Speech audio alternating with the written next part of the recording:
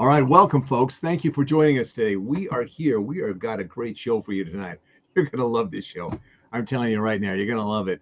This is Maikel Bailey. I'm here with my partner, Rich Barron. We are Hello. Mainline Executive Coaching ACT. ACT. You've got to act. If you want to be a leader, you've got to learn how to act. You've got to be able to act in ways that make a difference for yourself, for the people that you're leading, that you deliver on that so that they, in turn, can use their talents and abilities and they can deliver.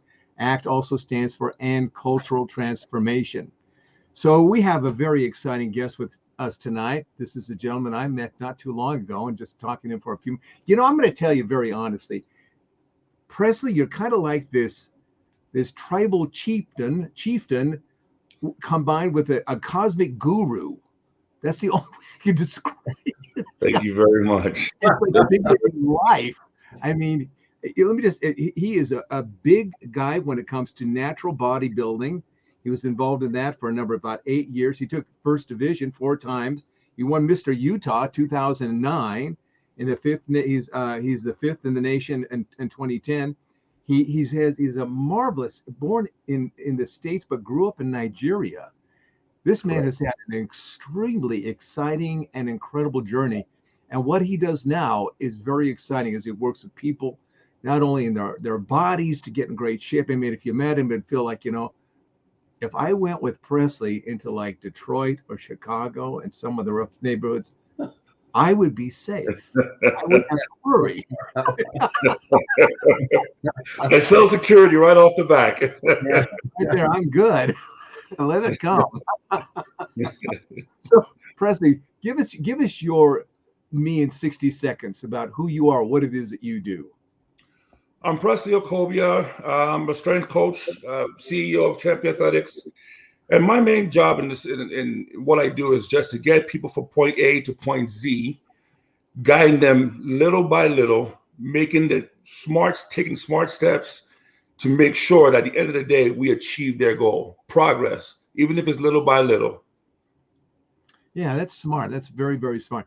I'm going to tell you, Rich, as you watch and listen to Presley tonight, he tends to be kind of a quiet guy. And then all of a sudden he starts dropping these like bombs of truth on you that you just didn't see coming and you never suspected were there. But he is that guy. He watches, he listens, he pays attention, and all of a sudden he starts delivering on it.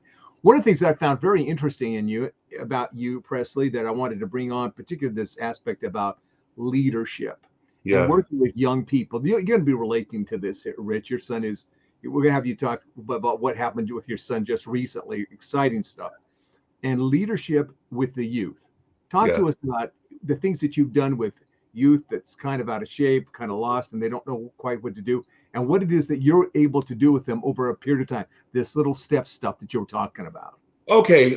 I think very importantly is, first of all, I try and understand the person in the mirror, the person that I'm talking to. I want to kind of get into their mind and see exactly what do they need. So we go over foods, that their diet. We go over the sleep. We go over what exactly are they trying to accomplish. And my job is to make sure that I come up with proven principles that are going to work to get them to where they want to get to. So, for example, the youth today have very little knowledge about the food that they put into their mouth. And, what that can really do for you as far as, thinking better, acting better, getting better sleep, gaining the weight. Along with that comes with confidence.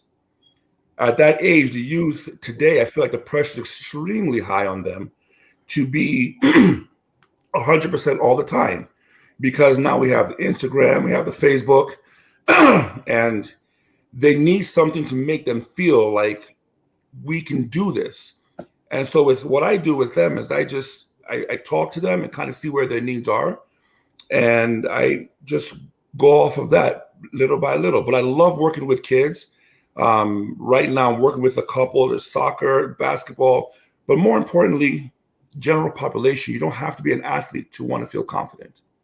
You can just want to feel confident because of who you are, period. One of the things you told me about that I really thought was really, really interesting was when you first came over here, you're born in New Jersey, then you grew up in Nigeria, and then Correct. you came back.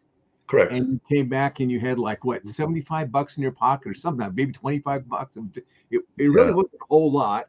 No. And then you went to your mom and said, can you help me out here? Pick the story up there and tell them about, riding your bike to work and even in the snowstorm. I want to hear You that. remember that? I didn't think you Great. would. I listen. I was born, I'm the fourth son out of five. And my family is really big on hard work. If you want to make it, you have to put time and the effort in. And I came to the States with $125 in my pocket, 3 pairs of shorts, 2 shirts, and that was it. Nothing else. And yeah, I had my brothers here that if I really need the help, they would have been there for me. But it was almost like, hey, listen, we know you can do it. We're your backbone if you need to, but go get this done on your own. And I remember I worked at a restaurant down there in Orem, and it was snowing. And the only way to get there was my bike. And I thought to myself, listen, I'm going to make some money. So guess what? I got on my bike and I rode in that snow all the way down there. And quite frankly, I had fun. I think today it might be a little bit different, but at the time I thought, I love this. And, working that hard and putting in that much effort, I was 17 and a half. I think has really been helpful for me to realize that if you want something in life, your focus has to be more than what the average Joe is willing to put in. You have to be able to give more. You have to want more. You have to realize your desire is worth the sacrifice. And that's what it was. Yeah, that's that authenticity. We talk about authenticity a lot in leadership, Rich. Talk about transparency. We talk, get past the post, get past the name on the door kind of stuff. Don't get caught up the poser stuff that you're entitled and all stuff. This is exactly what I'm talking about with Presley here. Him talking and working with kids now. He's got that authenticity to say, I have been there and I have done it. I can help you believe in yourself and help you get there too. Yeah. That's what that is. That's that grit we talk about. You got to have that grit in order to really make it happen and really make it work. And when you have that, then you can then take it to your teams. You can then take it to your organization because this is something that you have done. This is something that you live. It's a character trait that you really bring to it. Yeah. Rich, what kind of question do you have for Presley?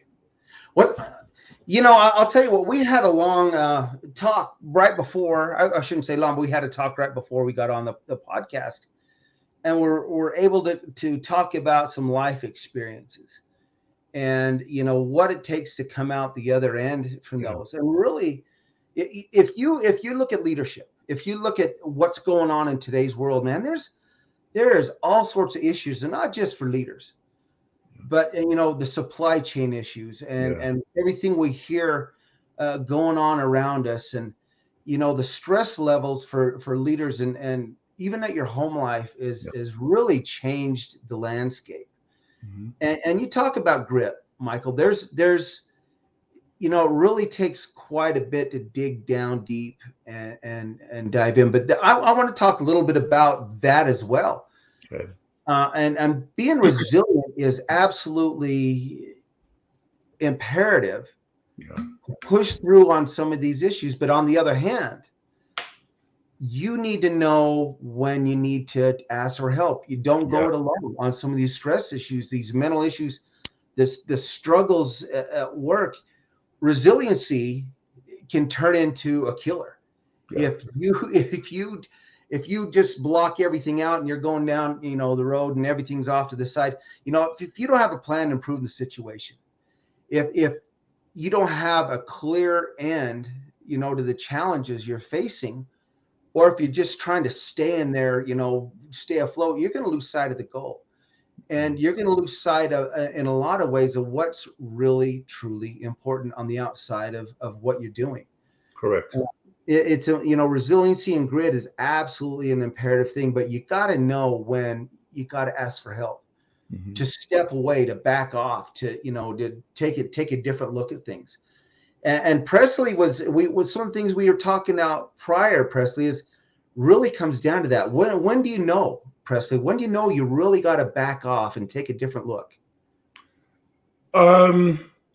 First of all, I would like to touch base. Where I come from in Nigeria, I'm from the Igbo tribe, and we have a lot of like parables and idioms. And, you know, my mother always has these funny things. My dad had these funny things he would say. And in relation to this, the first thing that came to my mind is she would say, Emeka, one tree cannot make a forest. So we cannot do this by ourselves. That's number one. Yeah. Number two, the beauty of one of the things I've really enjoyed doing what I do is I've met some really interesting people that are way smarter than me, way more, life experiences. And from a young age, I've always asked them, give me advice. And the one thing that I heard somebody tell me once that I've really held close and dear is, recognize what you're good at, recognize what you're not good at, and find the people that are good at the things that you're not good at, and learn from them or bring them on board. Now, they can only make your life and your situation better. That's kind of how I see it. So for me, I just believe in give your best, know where your strengths are. For me, and then where you're not good at, okay, I'll tell you, I'm not the greatest guy at paperwork. So that stuff really drives me bonkers. And so I have somebody who handles that for me now, and they do such a miraculous job that it allows me to do my job more efficiently. And so that's how I advise people to just recognize where you're good at and ask for help when you do need it. Yeah. Presley, you said something there that is absolutely true. Surround yourself with people who are better, smarter than you are on certain areas. You can't do it all by yourself. That's why, true good leaders, they aren't afraid to bring these people into their circle that are better than they are. They're Correct. smarter than they are. They have more, knowledge in certain areas. And that's where you become successful, is you're able to get this whole group together that you can tap everybody's strengths, the knowledge, and from there you all grow. That's the one thing I think that is missing in a lot of people today. They're afraid to bring these people into their inner circle that can, they're better than they are on certain things. And there's nothing wrong with that, man. That's an awesome ability to do that. Yeah. I think it's definitely something that requires one to be humble. It requires, as Maikel will say, transparency. And I think it's something that is extremely important. And just the camaraderie of having that many people that know what they're doing, that energy is going to bounce. It's going to bounce off of each other. And it's only going to bring us up, which means, guess what? We can accomplish more. Yeah. Is it not the goal? At everything we do, we want to be better. So that's my approach. Yeah, team building is huge, and you're right. It's this sense of being humble and confident within what it is that you can do and you can do well, and being able to make that invitation to bring in those other people to create that kind of synergy. That's a wonderful thing when that happens in a team. It is absolutely wonderful. We're getting. What I want to talk about as we get close to finishing up here. You work with youth. You also work with older people. Correct. And sometimes there can be this great chasm between the two, and the youth of today is kind of a little bit different than they were when I was growing up or when you were growing up. They're kind of, the electronic world and the games and all stuff. So I'd like to hear, number one, your observations. What is it you notice about the youth and that you'd want to tell them? If you could tell the youth, I know it's a generalization, but if you say the youth, here's the thing that you want to focus on. And then as the people that you work with, the older people, what is it you notice about them? in each cases they lack something. They're looking for something. They want something. They want some way to get to where they want to go that they don't know how to get to on their own. What is it as you, as a leader, as a trainer, as a coach, what is it you say to youth, and then what do you say to the older people to inspire them? I would say to the youth, I try and push hard work. I try and push, you're not going to be rewarded for everything. Do it because it needs to be done. I try and push discipline. I try and push letting them know that what their parents are sacrificing, time-wise, financially, to make them better is a blessing. And the best way that they can reward their parents back is by being the best they can be for themselves. Because any parent is not doing this for them. They're doing it because they want to see their kids better. And so I tell the kids, validate their efforts. It's extremely important to validate the effort. And then at the end of the day with them, I try and bring it back to, I just kind of feel like the youth today have lost almost like what it takes, the grit, to climb to the mountaintop. You know, we all want to make it to the mountaintop, but nobody wants to climb, you know, and I just tell them, enjoy the journey. You know, the beauty is in the journey, not actually at the mountaintop. The mountaintop is great, but everything you learn, the scars on your legs, the marks you put on your body, the falls, the stand, the hungry, the full, the thirsty, the tired, that's what makes you a man. That's what makes you a woman. That's what makes you important. That's what differentiates you between the good and the bad, between being awesome and being all right. And as far as the older crew, to be very honest with you, I step into the room with a sense of admiration. Number one, I walk into the room and I pay my respects. And I let them know that I'm here 100% for them. Because oftentimes what I've noticed is a lot of the elderly crew that I work with they've put in their dues. And now they're trying to compare themselves to 25 and their 30-year-old self and their kids. And let's be frank, it's just not possible. So I like to set up realistic goals and say, you know what, when you were 25, maybe benching 300 or 220 was, you know, something you want to do. We're not going to do that here, even if you tell me you can. You know what I mean? This is what the average is doing. This is what we're going to do. This is your personal best. Let's make it better. Let's make this time the best time. You know, it's like I love to cook. I love to cook.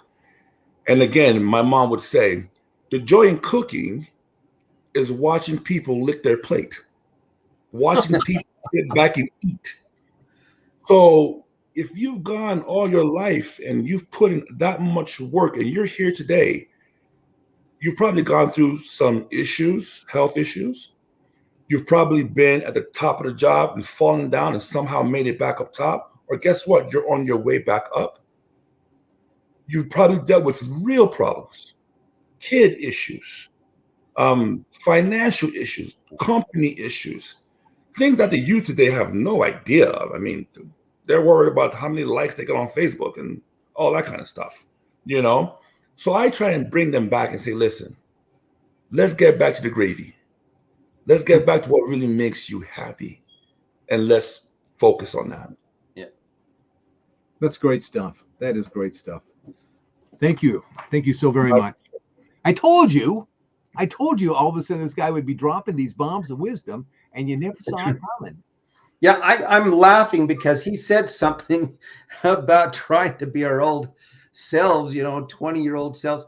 There was a time my son got a skateboard, and this was some years ago, and I thought, man, I'm going to show him I can right. And it was about 10 seconds, and down I went, and I broke my elbow. Oh, and no. It was bad. I ran right out of my elbow and broke it. And, so lesson learned, but they still tease me about that. But it's, yeah, it just, it's not the age, it's the miles, pretty much is what they say. And you just don't heal as quick when you get older. No, you just don't. a word of advice. Yeah. All right. I'll agree with you. There are going to be folks that want to talk to you, Presley. How do we get a hold of you? You can reach me at my phone number, 801-661-2229. I also have my business Instagram handle, which is Athletics Champion. And you can also reach me at Okobia at gmail1978.com, and that'll be me. All right. Thank you so much. We really appreciate it. We'll have you back again. We've got some really interesting conversations. Even though this is about, the physical fitness, there's also about the mind. But what I want you to see out of all that, what I want you folks who are watching here tonight, I'd like you to see this vision of leadership, that ability to see what is, and then to see what is possible, and then take your people through it step by step to help bring out in them the belief and the actions of becoming their best and delivering their best. This man understands it very, very well. Well, and I can see, Presley, you obviously love what you do and love the people who you're doing it for, and that's a sign of a true coach, a true leader, and someone that really wants to serve his fellow man. Thank you. I do enjoy it. It's a blessing. All right, Rich, take us home.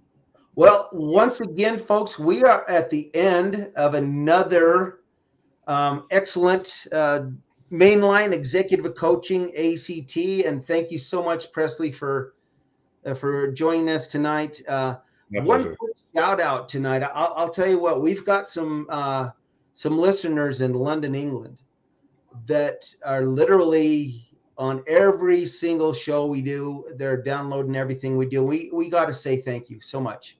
Thanks for your support. We're trying to shout out to everybody out there who's paying attention, supporting us, and again, reach out and talk to us. Give Presley a call. What's that? Give Presley a call too. Give Presley a call first, then call us, because he'll send you our way. Wisdom going here, then come and talk to us. That's right. So, thank you, guys. leadersact.ilec.com and book some time with us. Let's talk and have a good night. We wish you all the best. Stay safe and take care. All right, folks. Thanks so much. Good night.